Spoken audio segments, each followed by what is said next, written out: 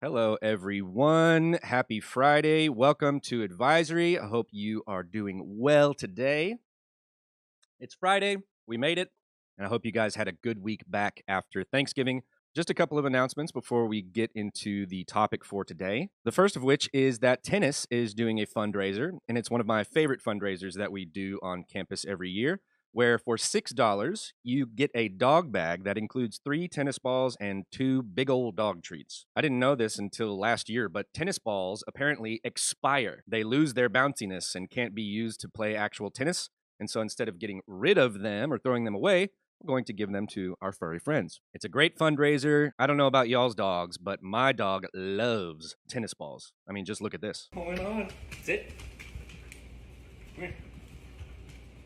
Sit. Uh-huh. Ready? Welcome home, buddy.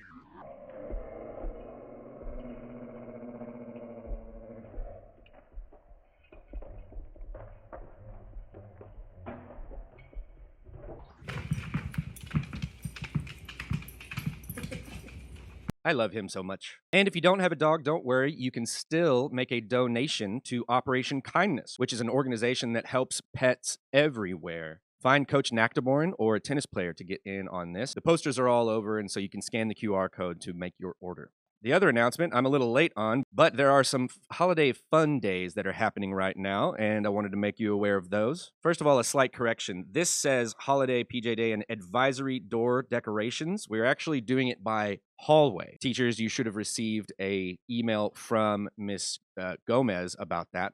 And so we are going to do entire hallways instead of just individual doors like we did for homecoming. So that should be a good old time. We're going to try to decorate the place and make it festive. Next week, we've got these days. On Monday, you can wear a Santa hat and be a little Santa Claus yourself and leave a kind message on someone's desk. Maybe it's a Post-it note to a friend or to a teacher, but leave a nice little note and make somebody feel good. On Tuesday, wear something sparkly. All right, I'm going to have to search for my sparkly things, but wear something on Tuesday because it's Tinsel Tuesday. On Wednesday, we're mad about plaid, so wear your plaid shirts. On Thursday, you can wear a festive holiday t-shirt, and there will be holiday trivia on the announcements. Ooh, that sounds fun. And on Friday next week, wear holiday lights. Maybe wrap yourselves in lights with a little battery pack or something like that. And then bring food. You can buy some extra food to stock our pantry, which helps out our fellow Longhorns who need some food and some other folks in the community. So if you have some extra cans or anything like that, we're going to try to stock up the pantry in A107, Miss Gomez's room. So you can bring that next Friday. All right, those are my announcements. Today we are continuing our conversation about bullying. More specifically, we're going to go over some of the answers that you all gave in the form that I sent out earlier this week to the questions: what is bullying? What causes people to bully? And what do you wish adults would know about bullying today? So let's go over some of those answers. First question is, what is bullying? And here were some of your thoughts.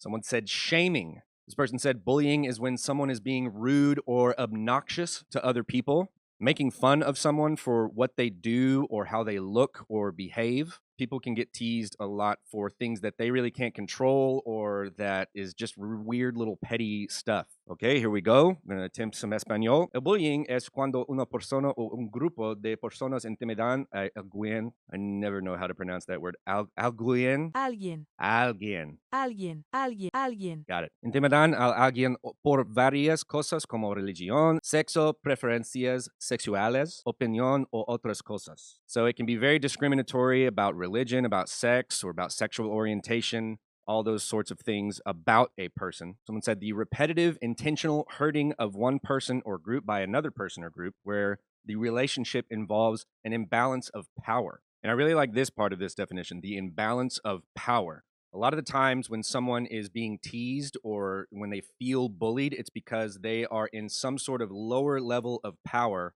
than the person who is bullying them. Maybe it is someone who is actually bigger or stronger than them, but an imbalance of power can also be maybe the person who is bullying has more friends in the immediate area that they feel empowered by, or maybe they have more social capital. It often happens when there is either a real or perceived imbalance of power. So those are some of the definitions that we came up with for bullying. Now we're going to go on to what do you think causes someone to bully others? What are the root causes of someone who engages in that behavior against a person or a group? And this is what you guys said. Maybe jealousy. Maybe the person who is bullying the person is actually secretly jealous of them for whatever reason. Por sus propias inseguridades, which essentially means what this person says, which is they are not comfortable with themselves. There's some sort of insecurity in them that they don't really know how to deal with. Just like this person says, it's some sort of internal pain that they don't really know how to cope with in a healthy way, and it might cause them to lash out at others. I think this person nails it. Bullying stems from insecurity, the want to harm others because the person has been hurt before, or because the person is envious of the target or victim. La falta de compasión, a lack of compassion on the part of the bully is possible. Maybe they don't have compassion or they don't know how to express compassion for friends or for others around them. This person said other people bully others either because they are being bullied or something is going on outside of school. This is very important to think about. And I really love how empathetic and thoughtful these answers are towards the actual bullies. It's not necessarily that the bully is a bad person or will always be a bad person or will always behave this way, but maybe it's because right now they are getting bullied and they don't know how really to handle that, or they are in some sort of power imbalance themselves. Maybe something is going on outside of school, something that you and I can't see. You never know what kind of day a person has had or what kind of things they're dealing with at home or outside of school or at work. And as difficult as it is to think about this with people that bully, we do have to have a little bit of compassion for them because it's very likely that something like this is going on. This person nails it. They displace and or take out their own frustrations and insecurities on others. They're not brave enough to man up to how they feel or are being bullied themselves, so they prey on weaker people to make themselves feel strong. Maybe they create that power imbalance that we were talking about, where I don't feel strong, I'm getting bullied, or my life is going poorly. And so instead of dealing with that in a healthy way, I'm going to find somebody else who I think is weaker or that has less power, and I'm just going to take my frustrations out on that person. And there were a ton of answers like this, where when people really think about why someone might cause harm to someone else, we realize pretty quickly that that person, the bully, is a human being too and has human emotions and is going through very human things. And so while we do not condone or excuse the behavior, we can at least understand what might be happening in their life that could be causing them to lash out or act in this way. And the third question I asked you was, what do you wish adults would understand about bullying? Obviously, there is a divide between what adults know is going on and what is actually going on in the lives and the worlds of teenagers. Sometimes adults can forget what it was like to be a teenager. Sometimes there are things that you all have to deal with that we didn't have to deal with when we were your age. And it can be very difficult for adults to navigate it in a way that helps the student out truly instead of making things worse. And so I really appreciate these answers. Adults, this one's for you. Listen up. Look at the adult in your room right now and say, hey, listen up.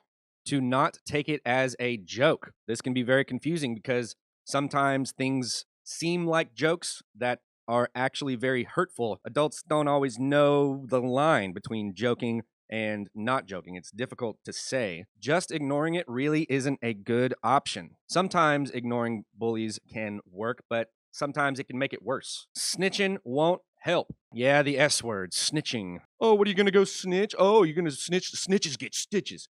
Hey, snitches get stitches. And there is a difference between snitching and telling or letting someone know. Snitching usually happens whenever you are all involved in something and one person rats the rest of the group out. And there's a difference between that and telling someone who you trust about something that is difficult that is going on. Speaking up isn't always easy and it can cause deeper problems.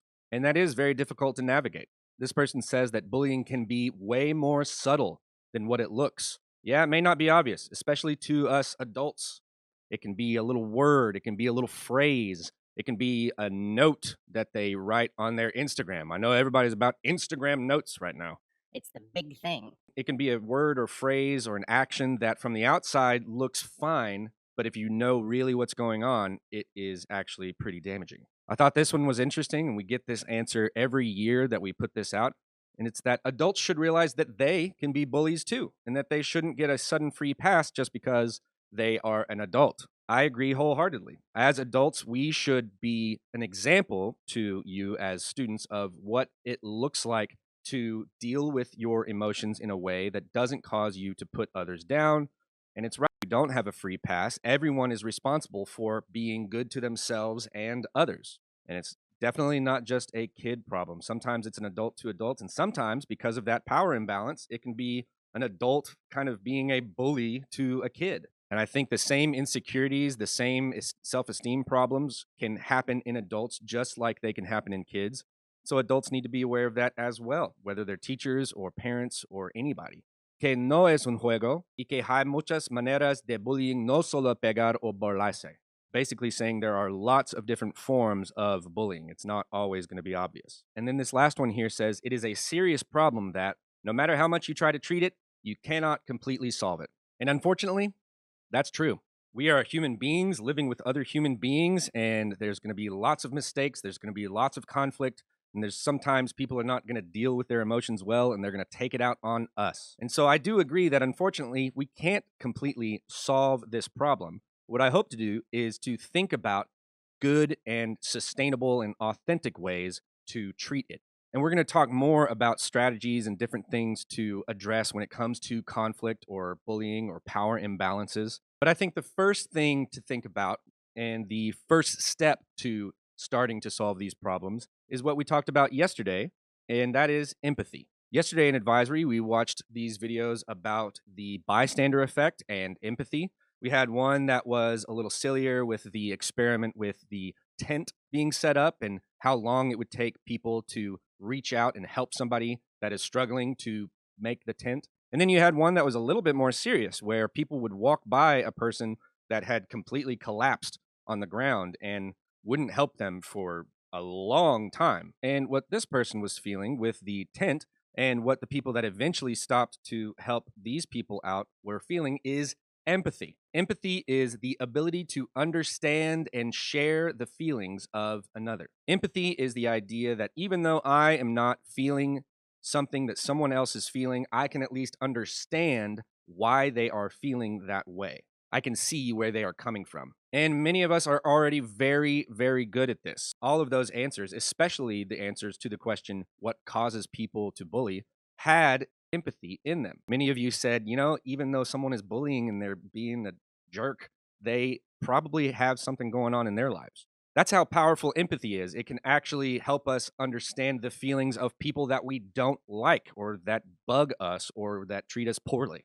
And again, the idea is not to give them a pass or give them excuse for their behavior because of this, but it's at least to say, okay, maybe they're going through something and maybe there's other layers to this that we need to figure out. I think if we are able to build our ability to empathize with others and to feel what they are feeling or understand what they are feeling, can go a long way in solving a lot of the conflicts that we go through, including bullying. So that's what I want you to talk about. On the next slide, there are some discussion questions about empathy that I want you to get into. And I'm going to ask that you circle up and put phones away to have this discussion with each other, not just looking at the screen. So get into some sort of circle to where everybody can see everybody and answer the questions on the next slide to each other. I hope that you enjoy that discussion and that you get a lot out of hearing the perspective of your fellow students. We will talk more about this stuff next week. Be good to yourself and others, and I will see you on Monday.